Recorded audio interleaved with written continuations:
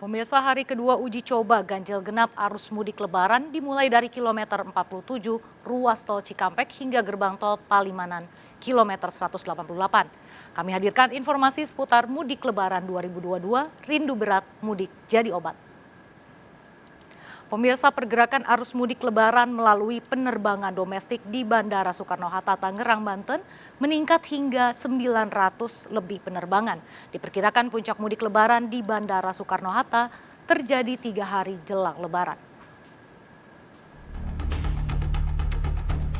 Seperti inilah suasana arus lalu lintas pergerakan pesawat di Bandara Soekarno-Hatta, Tangerang.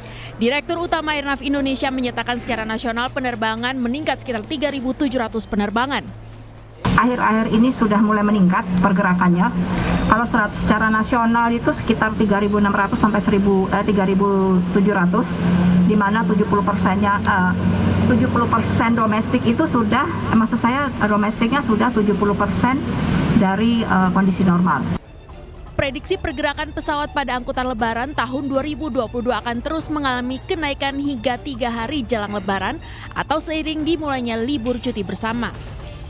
Meski jumlah penerbangan meningkat, sejumlah pihak mengklaim moda angkutan udara diprediksi timpang dalam pelayanan pemudik karena hanya menyediakan 335 pesawat untuk melayani 8,9 juta pemudik. Dari Tangerang, Banten, Hasnugraha iNews melaporkan. Pemirsa, hari kedua aturan ganjil genap diberlakukan mulai dari ruas tol Cikampek kilometer 47 untuk mengurangi kepadatan pemudik Lebaran.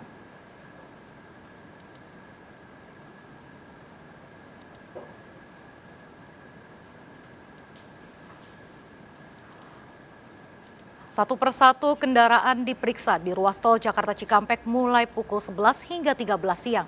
Pelaksanaan uji coba ganjil genap dimulai di kilometer 47 hingga gerbang tol Palimanan kilometer 188. Puncak arus mudik Lebaran di ruas tol Cikampek diprediksi terjadi 28 hingga 30 April mendatang.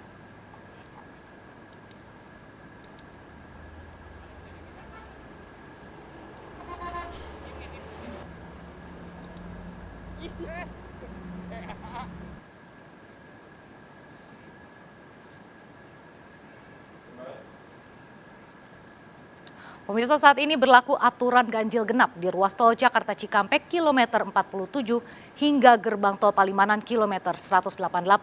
Kita sekarang bergabung bersama Yasmin Atania di gerbang tol Cikampek Utama, lalu ada Lideke Utsiki di gerbang tol Palimanan, serta Bayu Pradana di Posko Limbangan, Garut, Jawa Barat.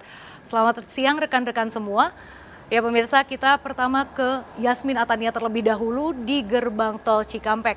Ya, Yasmin, bagaimana sekarang ini? Apakah sudah ada pengalihan arus dampak dari uji coba ganjil genap? Baik, selamat siang Raisa dan juga pemirsa. Sejak pukul 11 waktu Indonesia Barat terkait dengan uji coba ganjil genap di ruas tol Cikampek ini sudah mulai diberlakukan.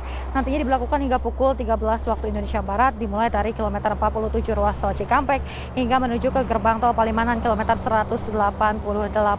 Adapun untuk pelaksanaan sendiri, pihak kepolisian membuat 2 lajur yang mana nanti kendaraan dengan plat genap hari ini diperbolehkan untuk melintas menuju ke gerbang tol Cikampek hingga Palimanan. Sementara kendaraan berplat ganjil akan langsung diputar balikan melalui gerbang tol Karawang Barat yang kemudian akan diarahkan menuju jalan arteri.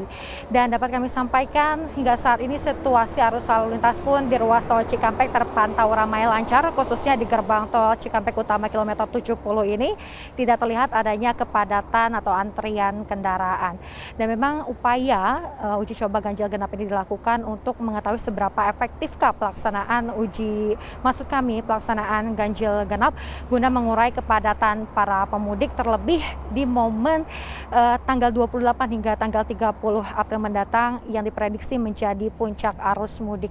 Kemudian di masa mudik tahun ini memang segala hal harus sudah dipersiapkan, dimulai dari kendaraan ataupun dari kondisi pemudik itu sendiri, selain mempersiapkan kesehatan dan juga kendaraan di gerbang tol Cikampek Utama kilometer 70 ini ada pula disediakan lokasi untuk top up e-tol bagi para pengemudi yang lalai ataupun lupa untuk mengisi e-tolnya dapat mengisi di gerbang tol ini agar tidak menimbulkan adanya antrian kendaraan.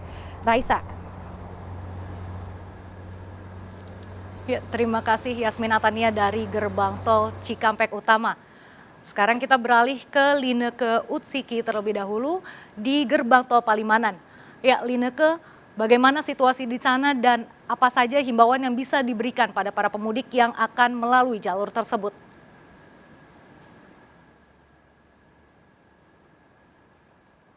Ya, Raisa dan juga pemirsa, mengacu pada prediksi yang disampaikan oleh Kementerian Perhubungan, yakni total ada sekitar 40 juta pengendara ataupun pemudik yang akan menuju Jawa Tengah maupun Jawa Timur.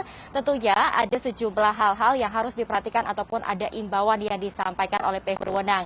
Di antaranya, yang pertama adalah pastikan saldo kartu elektronik Anda ini cukup. Karena sudah ada aturan integrasi pembayaran mulai dari gerbang tol Cikampek hingga dengan gerbang tol Kalikangkung. Yang artinya ketika Anda melintas dari kilometer 47 hingga kilometer 414, ini Anda tidak akan melakukan transaksi pembayaran tarif tol di gardu-gardu tol yang berada di gerbang tol Palimanan di tempat saya melaporkan saat ini. Akan tetapi pembayaran transaksi tarif tol ini akan dilakukan di pintu tol keluar selanjutnya setelah gerbang tol Palimanan. Contohnya seperti tol Palimanan Kanci, Kanci Pejagan, Pejagan Pemalang, kemudian Pemalang Batang dan juga Batang Semarang. Setidaknya bagi Anda yang melintas dari ruas tol Cikampek menuju ke gerbang tol Kalikangkung, ini Anda membutuhkan ataupun membutuhkan pengeluaran kurang lebih sekitar 357.500. Sementara untuk dari arah sebaliknya ini kurang lebih dibutuhkan tarif biaya kurang lebih 372.000. Selain memastikan saldo kartu elektronik Anda ini cukup, Anda juga perlu memperhatikan berkenaan dengan jam dan juga tanggal dari aturan ganjil genap. Karena hingga dengan saat ini uji coba ganjil genap ini masih diberlakukan. Untuk hari ini diberlakukan mulai dari pukul 11 siang hingga dengan 1 siang, mulai dari kilometer 47 sampai dengan kilometer 188 yang ada di tempat saya melaporkan saat ini. Yang artinya hanya kendaraan-kendaraan berplat nomor genap saja yang dapat melintas. Dan kemudian yang perlu diperhatikan juga adalah berkenaan dengan syarat-syarat perjalanan mudik, yakni wajib divaksinasi booster, kemudian juga wajib melampirkan hasil tes COVID-19. Dan pastikan juga kondisi kesehatan diri Anda dan juga kondisi fisik dari kendaraan Anda ini dalam kondisi prima. Kembali ke Raisa. Terima kasih Lineke Utsiki melaporkan langsung dari gerbang tol Palimanan. Ya pemirsa, sekarang kita beralih ke Posko Limbangan Garut, Jawa Barat. Di sana sudah ada Bayu. Ya Bayu, bagaimana kondisi di sana dan di manakah saja titik-titik yang rawat kemacetan di jalur Limbangan?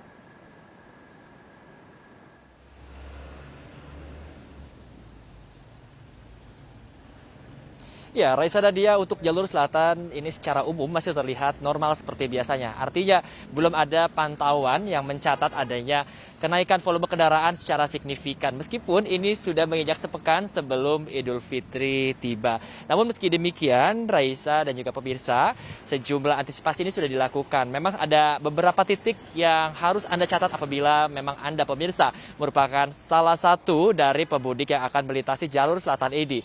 Di antaranya Anda harus mewaspadai yaitu titik-titik yaitu Pasar Tumpah, di mana ada sejumlah titik yang kami sudah lihat ada Pasar Tumpah, di antaranya yaitu di Jalan Lawo, Malangbong, dan juga di Pasar Tumpah Limbangan.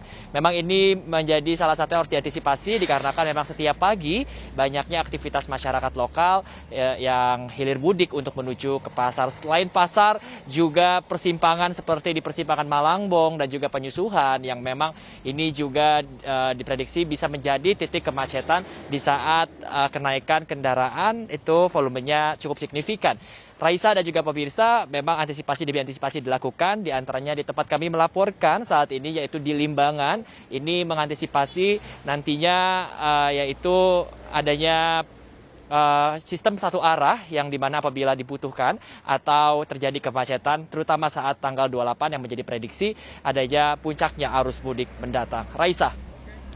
Terima kasih Bayu Pradana melaporkan dari Posko Limbangan Garut, dan sebelumnya ada Lineke Utsiki melaporkan dari gerbang tol Palimanan, dan juga sebelumnya ada Yasmin Atania melaporkan dari tol Cikampek Utama.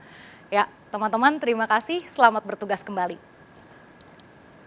Pemirsa, bagi pemudik yang hendak menuju ke Jawa Barat, Jawa Tengah, Yogyakarta, dan Jawa Timur, diimbau mewaspadai pasar tumpah di sepanjang jalur mudik. Sejumlah lokasi pasar tumpah rawan kemacetan sebaiknya dihindari dengan mencari jalur alternatif atau menghindari melintas di saat pagi hingga siang hari.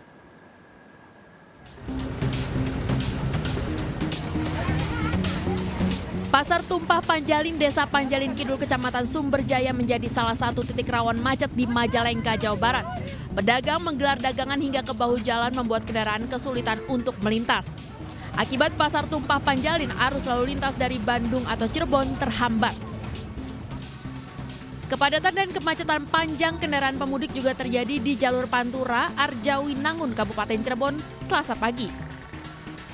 Kemacetan yang mencapai 1 km terjadi akibat adanya Pasar Tumpah Tegal Gubuk. Pemudik yang melintas Pasar Tumpah terbesar se-Jawa Barat ini hanya bisa melajukan kendaraan dengan kecepatan rendah. Arus kendaraan di jalur Pantura juga tersendat akibat Pasar Tumpah Bulakamba, Brebes, Jawa Tengah. Kendaraan terjebak macet berhenti karena banyaknya warga yang keluar masuk pasar. Sementara pos pengamanan mudik lebaran belum terlihat di sekitar pasar, sehingga pedagang nekat berjualan hingga menggunakan badan jalan. Pasar Bulakamba menjadi salah satu titik rawan macet jalur Pantura. Sementara itu di jalur mudik Lumajang, Probolinggo, Jawa Timur, kepadatan arus lalu lintas mulai meningkat. Sejumlah pemudik asal Surabaya dan Bali terjebak macet akibat Pasar Tumpah Ranuyoso. Pedagang menggelar perdagangan hingga ke bahu jalan, bahkan meski telah dialihkan ke jalur alternatif oleh warga sekitar, antrean panjang kendaraan tetap terjadi. Kemacetan panjang tidak hanya melibatkan kendaraan pemudik, motor ataupun mobil, namun juga kendaraan niaga yang mengangkut buah dan sayur. Para pemudik diimbau mewaspadai lokasi pasar tumpah di sejumlah wilayah di jalur mudik dan mencari jalur alternatif untuk menghindari macet panjang. Tim kontributor iNews melaporkan.